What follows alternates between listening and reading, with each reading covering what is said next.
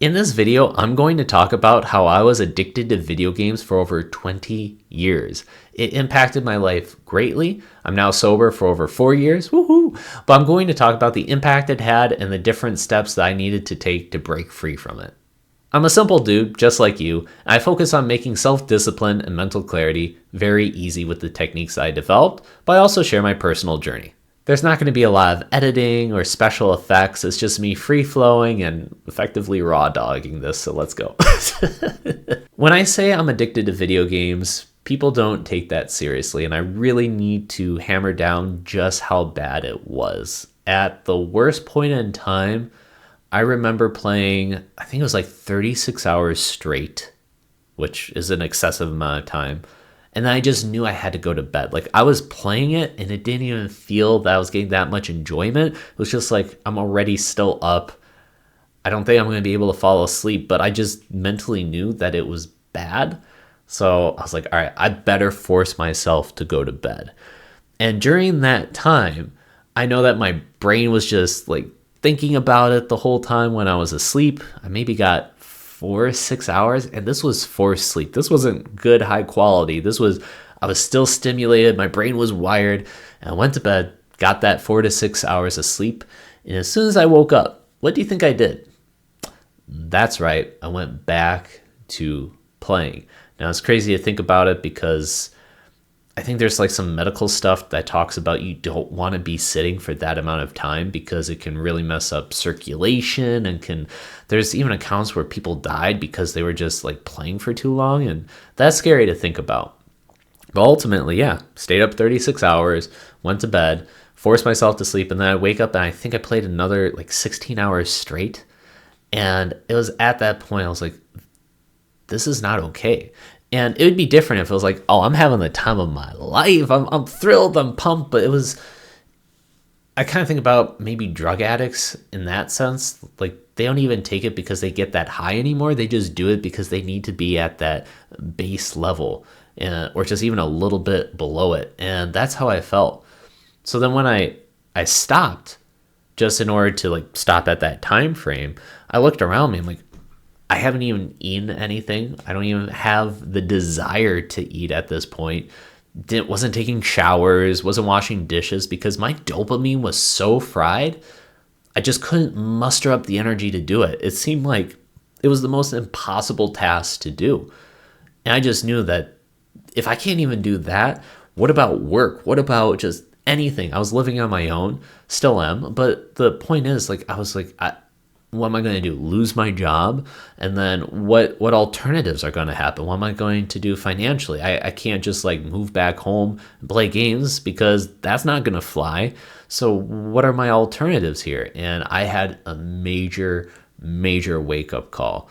And that was one of the biggest struggles, but it was also one of the, I call it like bouncing from rock bottom. I was able to then come back up, luckily, because wow. Now, I'll give you the quick summary as to how I was able to do it. Number 1 was realizing I had the issue. Number 2 was really diving in deep to figure out why I needed the games to begin with. Because normal people, I have friends that are able to play games and they're like, oh yeah, I play a little bit of Animal Crossing or Stardew Valley, and it's a blast. And I'm like, no, I can't do that. Once I start, it's like, oh. And it's probably similar, with that same friend. For him, video games isn't that big of a deal, but when it comes to drinking, like something just lights up in the brain, like, oh my gosh, this feels good. So I think it's like, in this day and age, we have so many different things to choose from. For some, it's video games, some can be alcohol, whatever it is. We're living in a world where you have just so many options. Pick your poison, effectively. But what happens if you have an addictive personality and you can't stop? That's where I found myself. I'm like, oh, well, I mean, I could try to pivot into something else, but then it's the same thing. So I need to figure out what's the root cause, because motivation and willpower is not going to be enough to save me here.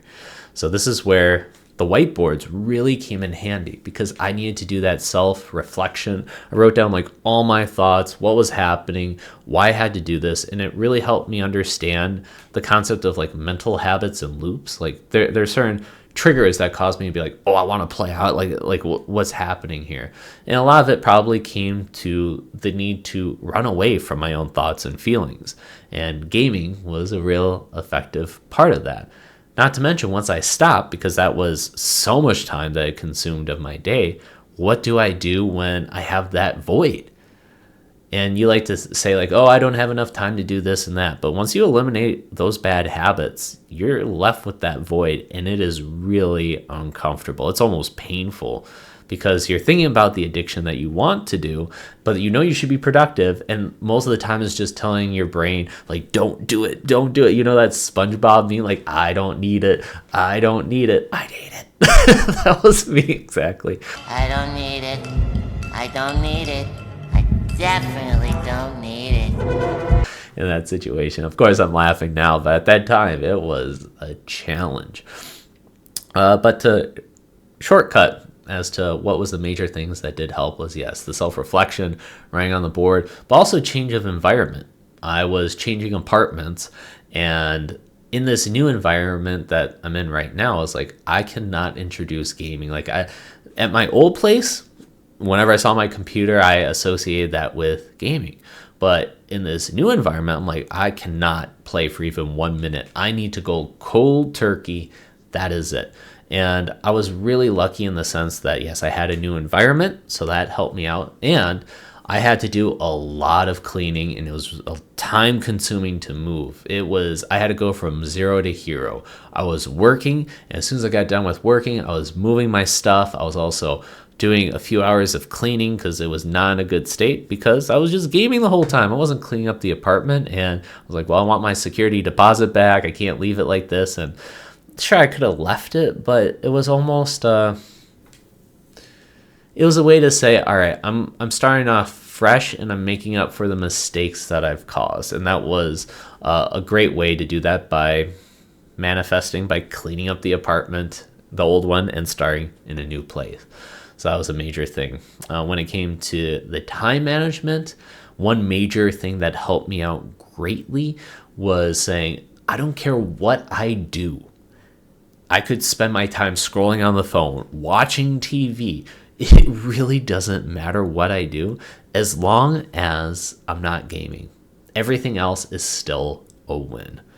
And when I put that into perspective, it helped me kind of wean myself off of the games. And it was not easy for the first week, obviously, like the first day, second day.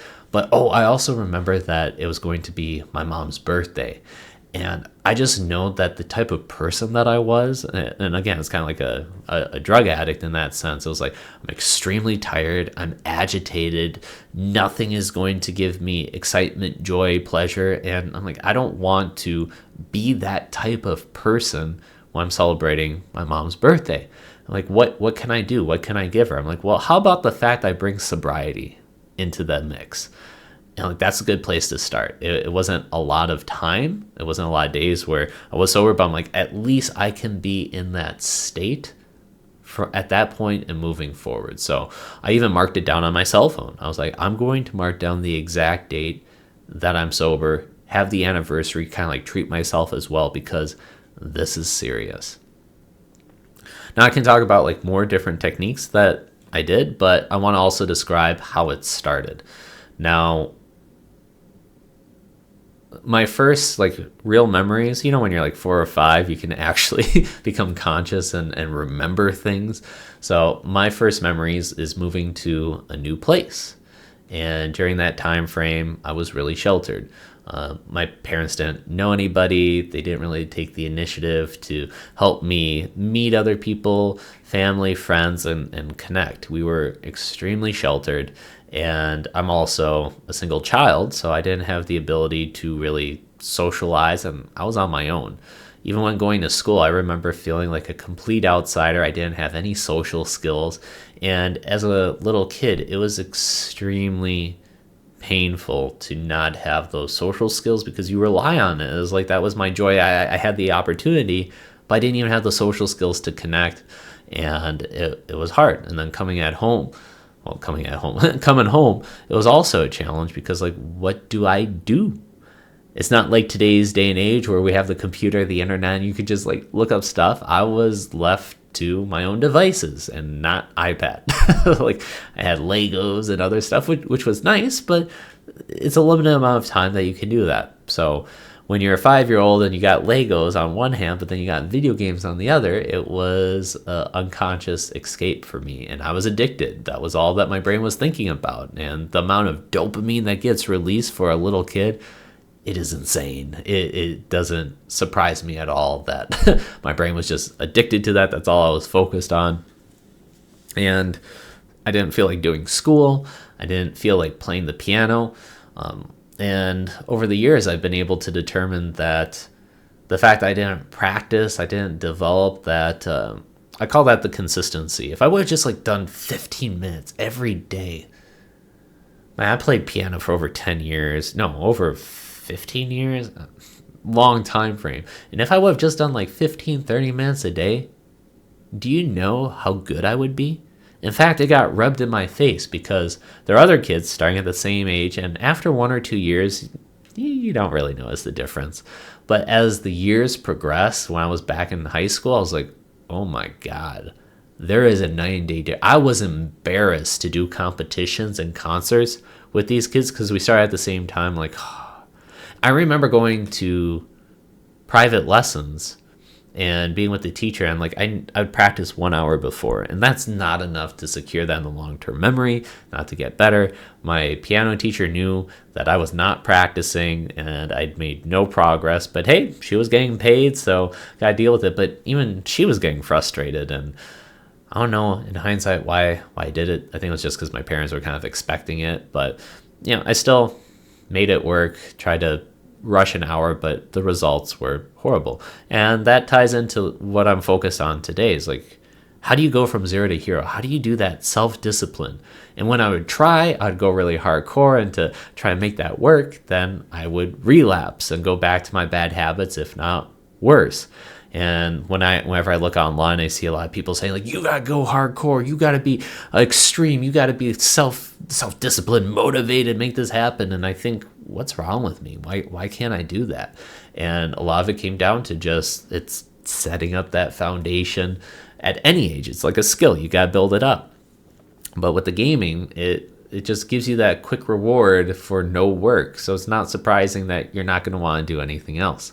And even when I'd be invited over to a friend's house, which was a very rare occasion, what did I want to do? I wanted to play video games with that person or not. In fact, I was very limited with the games I had. I had a Nintendo 64. I love that thing. For you nerds out there that can resonate, I loved, I say this wrong all the time. I say like Ocarina, but they're like, no, it's Ocarina. Okay, my bad. Ocarina. Ocarina of Time, Zelda. Oh, you can't change my mind. That was my jam. I love that game. Oh my gosh. I spent forever trying to get like through, I think it was like Gerardo Valley, as like, I wanted to get as a kid to the other spot, but all right, that's a whole other nerdy topic over there. Yeah, but I enjoyed it. I loved it, but I think in a way it was a helpful crutch in order to help deal with the problems and issues I was having. Also, kind of like from a family standpoint. Now, love my family. Parents did so many incredible things. I like the saying, they'll give you one on the door, but you gotta swing by yourself. And I was limited. And now as an adult, I have the ability to fix any gaps or things. Because what difference does it make if you have a weakness and you try to blame somebody? It's like you're still in the same spot. And my parents did the best that they could. Any parent is going to do the best that they could. And there's going to be blind spots and weak spots that you have to work on. And that is what I focus on. But yeah, that was kind of like the childhood, growing up years, and in middle school and high school. Finally, in high school, I was able to get some momentum to start to build up those social skills. And that felt great. But again, there was still something that was missing, that wasn't able to like really resonate and connect with other people. And to this day, I don't know if that's just like a me thing or if that was just growing up. I missed the boat, but it's like, it doesn't matter. I'm still going to focus on improving. So when I got to college, I was still addicted. I was playing, but at least I was able to connect with other people through the games. I remember playing, what was it? It was like not World of Warcraft, but it was Warcraft 3, where you could play like Tower Arena, and you got little minions that go through, and then you can upgrade the towers. And I remember getting obsessed and playing with other people. Super Smash Brothers, I was really big into that. But then I also played StarCraft 2, League of Legends. With StarCraft 2, I was in Bronze League for forever, literally 2 years. And people that play the game were like, how are you still at that point? Now, as I progressed and learned it, I did level up. I got to like Diamond, and I would have probably gone much further. But I had a different friend in college that was playing, and he would actually watch the pros play and tutorial videos. And he was able to level up to the same place that I was in roughly 3 months, 4 months. And that was just one big reminder to me, one big lesson that, dude, you should learn the fundamentals just in life, not just with video games, but just in life. Learn the fundamentals. Don't think that you need to recreate the wheel, because all paths lead to Rome. Eventually, you're going to figure out these lessons. And once you find the fundamentals, then you can add your little Salt Bae, your own little special sauce, and then really upgrade forward with your own style. But it was around the college years, I saw people were partying, they were getting with girls. I'm like, I want to get with the girls. I've never had that. Now in middle school, it's limited, but once you get into high school, okay, you got the cool girls and the attractive girls. Like, all right, that's still a bit of a challenge. But at college, it's like, we got to do something. We got to do something. I'm this nerdy guy. I still probably had acne. I'm gaming. And I got really clever in college, because even though I was in like more of the advanced courses, I'm talking like calculus, physics, there are certain courses where I just knew the teacher, I can't understand them for crap. I go there, and all I'm doing is I'm watching what they're writing on the board. I'm trying to write it down fast enough in my notebook. I'm not comprehending what they're saying. Like, some of them spoke with a heavy accent. I'm like, I have no idea what you're saying, dude, either. Come on now. And I was like, I'm better off just literally skipping the class, using that hour or two to teach myself by looking at the book and the solutions manual and trying to reverse engineer it. And that's how I spent a lot of classes. Now, because I was gaming so hard, I was working smarter, not harder. So what I'd do is I'd spend a lot of time at home. I'd game a ton, and then I'd have to take a bus to commute, because I still lived at home at the time. So I'd take a long 1 hour bus ride. I'm like, I'm just going to do my calculus homework on the bus. So you can imagine just like books spread out across my lap. I'm trying to like write and figure it out. And surprisingly, I did pretty decent on teaching myself, figuring that out.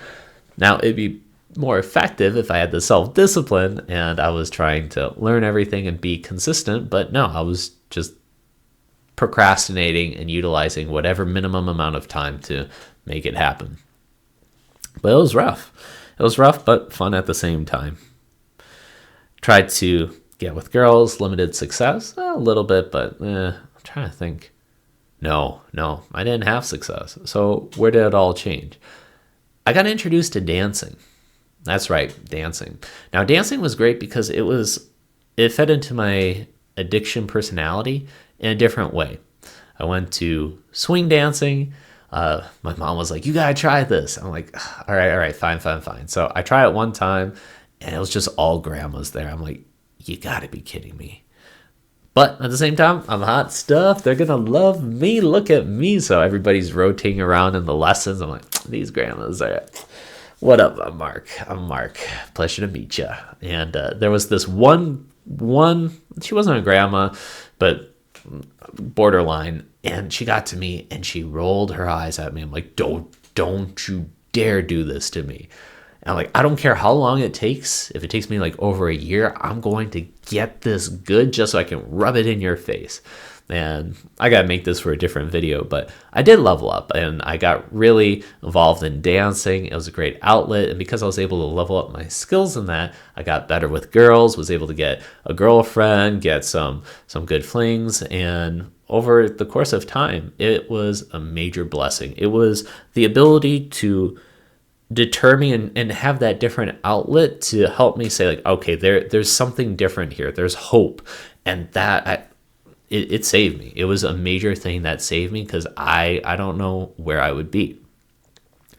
But here's the thing. It was like I was addicted to the gaming, but then also with the dancing. So it was a little bit of a dichotomy there. And there was a time where I did stop for about a year. But then it came around Easter time. I had break, had vacation. I'm thinking to myself, like, well, I'm really good with the self-discipline. I need to learn it. It's just an hour or two. I've been off for a year. I should be fine. Nope. And I remember one of my best friends telling me about drinking. It was a different friend. And he told me, like, with alcoholics, they don't just hit the reset button where it's like, okay, they go 1, 2, 3, and they build their way up back to their max. No. If they were, let's say, drinking half a bottle of vodka, they stop for a few years, they're going to go back to that half bottle of vodka very quickly. It's like, whoa. And that's why I noticed my brain was wired that way. The habits were in, and they just came crawling right back. And unfortunately, it was too late, and it just started to get deeper and worse. And I knew, like, I have to give this up for the rest of my life. Now, that's the thing, is when you tell yourself, I need to give this up for the rest of my life, your brain goes, no, I still want it. Like, I can't give it up forever. Forever, ever. And it's like, yeah, you got to give it up forever, dude. But I made a deal with myself, and I don't want to ever play it again. But in order to to lower that mindset of I can never play, I say when you're 80 years old, you can play. At 80 years old, you can do whatever the F you want, because at that point, it doesn't matter. I'm sure that the gaming at that point is going to be insane. It's probably going to be like a little implant that you have in your brain, and it's just you're going to be in augmented reality and just having a blast. I'm like, that's great. That's something I can look forward to when I'm 80. But in the meantime, I got other stuff that I need to do. I have big goals that I want to accomplish. And if I'm still gaming, just anytime, my life is going to pass me by. And I don't want to be... My ancestors did not come this far just to have me be a video game addict and stop at that point. There's more to it. I have much further potential than just that. And I need to see it through. So that's what I do. And every day that I don't play is already a major success. And it's a bonus. And everything else is going to keep on leveling up. Now, throughout my journey, I was very intentional with determining, okay, why do I feel that I want to play? Is there a substitute that I could do? And this provided me with a lot of internal work and answers that I didn't think that I would do, but it was really beneficial in that way as well. Okay, so a few more things. I know that a lot of people love to play video games. I'm not trying to bash on it, say that you shouldn't do it, that's evil. It's just for me, I do not have control of it. It made me be aware, like, oh, this is an issue. And not only with gaming, but it can easily translate into other areas. So I need to be very mindful and put the brakes on it. But if you're somebody that loves to play, you got a good handle of it, do you. I'm not here to say what somebody should do or should not do, but I'm just sharing my journey and what came out of it. In addition, it also helped me understand long-term gratification versus short-term, the whole concept of pick your poison. It made me really think about, do I want to do these type of activities just in general? What's the benefit in the long run and the impact that it has? When I gamed, it completely robbed me of dopamine to do other stuff. But what about scrolling on your phone? What about all these different things? It can make it be less attractive and less motivating, but it's difficult to detect that correlation. And it also helped me see that everything deals with everything. If I'm up late playing, I'm going to be more likely to do bad habits. I'm going to stay up later. I'm going to be wanting to find distractions on my phone. I'm going to be at work needing more coffee and caffeine in order to bridge the gap of me being tired, which then also has another impact. So it's a chain reaction, and it taught me to really say, how can I put this life to be the best possible? and not go to extremes, because if I try to be too self-disciplined, what's going to end up happening is I'm going to want to relapse back to the games. So whenever I need to implement a good habit or get rid of the games, I have to make it be something that's very simple, very easy, but minimal. So every year I'm like, okay, I need to figure out a small habit that I can do for the rest of my life. So sometimes I would give up peanut butter. I'd say like, it's so bad for you. I need to stop doing that. So I gave up peanut butter, I gave up ketchup, sugar, I've now stopped drinking coffee. What else? I now do daily walks. I try to read 15 pages a day. And these are all things that seem really meaningless, but my mindset was, if I can implement 4 new good habits a year for the rest of my life, after 1 year, it's like, okay, it has a little bit of effect. What about 2 years, 3 years, 5? You get the point. The compounding effect is insane. So why not use that for my advantage? So overall, this is just a portion of my journey, raw dogging it.